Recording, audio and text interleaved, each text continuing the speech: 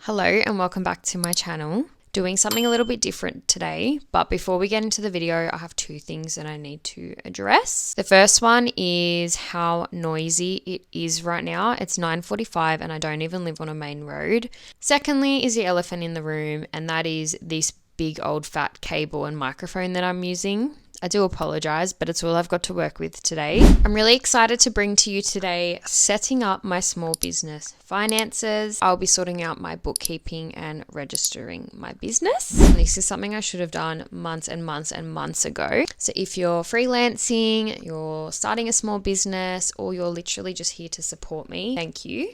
My to-do list for today is register my business, set up a bookkeeping system, sort out my business bank account, properly track my income and expenses, and I just want to run through understanding the basics of tax and GST.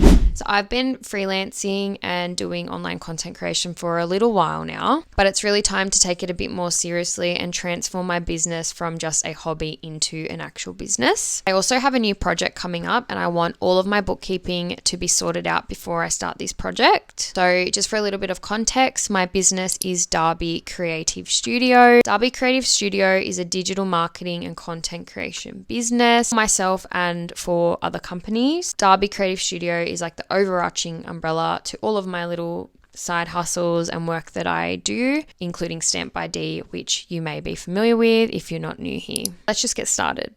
So for the past few weeks, I've been researching a lot into this, and I've also been listening to a lot of podcasts, which I'll get into more later. But I have learned a little bit along the way before today. Like today's the big day where I'm sitting down and I'm sorting out my shit. And I've just learned a little bit along the way, so I thought I would share that with you too. So step one would probably be choosing the right business structure. Before you register anything, you need to decide what business structure is best for you. I'm a sole trader because it is the most simple and flexible, but here is a quick breakdown of other options. So firstly, you have a sole trader. It is the easiest and simplest to set up. It's also quite cost effective. The sole trader, you would keep all the profits. You are personally responsible and responsible for any debts. Next would be a partnership. So this would be good if you're starting a business with someone else. If you set it up that way, you are responsible for your partner's financial mistakes. Third would be, from what I've heard, the most popular, which is a company. This would be like a separate legal entity and it protects your personal assets. It is a better option if you plan to scale, grow your business,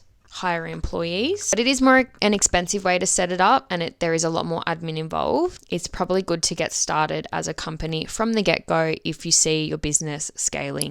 Lastly, you have a trust. So this could be useful for protecting assets. It is complicated to set up. You probably need someone to help you set it up, usually for like much bigger businesses. So if you're starting in like a side hustle or freelancing, a sole trader probably is the best option, but it also depends on what you see the vision for your future. And if you do plan to grow and scale, then you're probably actually better off setting up as a company from the beginning. You really need to have like a business plan and determine where you want your business to go and what your vision is, and that might help you determine which structure is the right one for you from the get-go. The next step is registering a business name and ABN. So I already have an ABN. I've had one for a few years, but my business name has expired. So today I'm actually setting up a new business name. I'm not going to continue my previous business name. I am changing it to Darby Creative Studio. So rather than renewing the expired one, I'm just going to register a new name from scratch. If you don't already have an ABN, you should get an ABN first and then register your business name next. If you don't already have an ABN, head to abr.gov.au and apply for a free ABN. If you want to register a business name like I'm doing today, the first step would be to check the name availability at ASIC, A-S-I-C. If it is, then you're going to register the name via ASIC, and then you need to pay the registration fee, which we will find out soon what that is. Just a helpful tip, if you are using your own name, like Darby Boehner is the business name, then you don't actually need to register that. But if you want a brand name like Darby Creative Studio, then you do need to register that business name. I just put up the light that we have that was right next to me. So I hope this has made a difference. So step number 3 would be setting up a business bank account if you haven't already. One of the biggest mistakes that freelancers make is mixing personal and business finances, and that is what I have done. So today I really want to focus on cleaning all of that up. So today I'm sorting out my business bank account so that I can keep my business income separate from my personal finances, track my expenses easily for tax time, and it just avoids confusion when working with clients. As a sole trader, I don't legally need a separate bank account, but it is a smart move. If you're looking to set up a business bank account, you should probably start by comparing low-fee bank accounts and find the right one for you. You should have your ABN and your ID handy for applying, and it will be a good idea to eventually link your bookkeeping software with your bank account so it is all just tracked in one spot.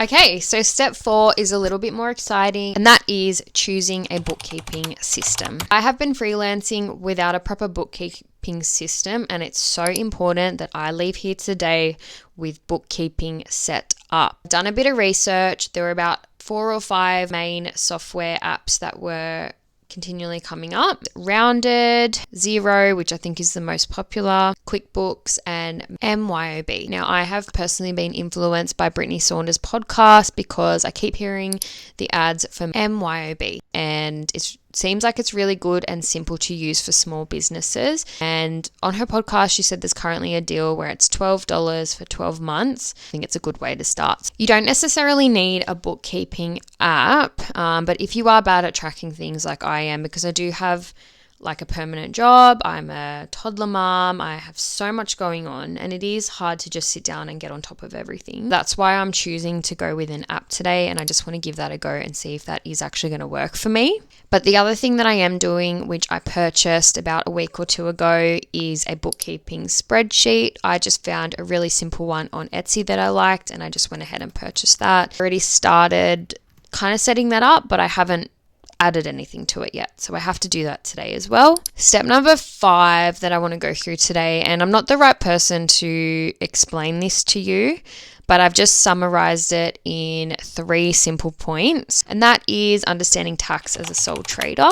I don't really understand tax, I'm going to be honest, but I've listened to that many podcasts now, clicked on the bloody Australian government website that many times, and just filtered through all their little things and sections that they have. I think I have like a rough overall understanding.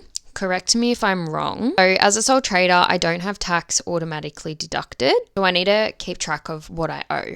If you earn over a certain threshold, it's around like $18,000 to $19,000 per year, then you have to pay income tax. If you're making over $75,000 a year, you have to register for GST. And really, it would be a good idea to set aside 20 to 30% of your income for tax every year. A really good hack would be to do that and create a separate tax savings account. So every year when it's end of financial year tax time, you've already got the money aside and you're not like hit with the tax bills and wondering how you're going to come up with that money. I have only a few months to get that sorted and make sure I put 30% away. Step number 6 would be to just like organize all the paperwork that you have in order to do your bookkeeping. For me, it's actually going to be really easy because I've never purchased anything that I've thought I'm going to claim that back. I will start doing that once I've set up my business today. But what I do have is my activity report from Upwork. So Upwork is a freelance app that I use to get my jobs and contracts. And all I really have to do today is download transaction history, and that will hopefully show me all of my earnings and transactions that I've made throughout this financial year. So I wanted to give you my top 3 business podcast recommendations. Look, you may not be this way inclined, and I know like my husband prefers to listen to American podcasts, but for me personally, when I'm listening to an educational podcast, my preference is that it's from an Australian. I find it more relatable and easy to understand, but I also want to note that I'm not the smartest gal on the block. Sometimes information for me is really hard to absorb. Like 9 times out of 10 when I'm listening to a podcast, it's when I'm commuting to and from work. I've just had like a rushed morning with my toddler. My brain is fried, driving, and I don't have a lot of capacity to take in a lot of information. These 3 podcasts are really easy to understand. They're relatable and I do really enjoy them. Currently, my top 3 favorite business podcasts are Big Business with Brittany Saunders. She is, I feel like, a household name that we all know and love. She started as an OG YouTuber. Like, I have been watching her since I was in school. She's just from Newcastle, and she started out as an influencer and has just turned into a multi-million-dollar CEO and business owner. She owns Fate the label. She's very successful, but she's still so relatable, and she has so many good tips to share. The next one is She's on the Money, and this is by Victoria Devine. I have purchased one of her books in the past, and I've listened to her podcast from time to time. I'll say it's not always my go-to. It's more like when I want to find out about something in particular, I'll see if she does have an episode on it. And she does have a few for side hustles, tax time, small businesses, and bookkeeping. So definitely check that one out. And one that I've recently come across just this year is the Australian Business Podcast. They cover tax, bookkeeping, just growing a business, but they're really relatable. They're so like educational. Yeah, just really informative. So that one is a really good one too.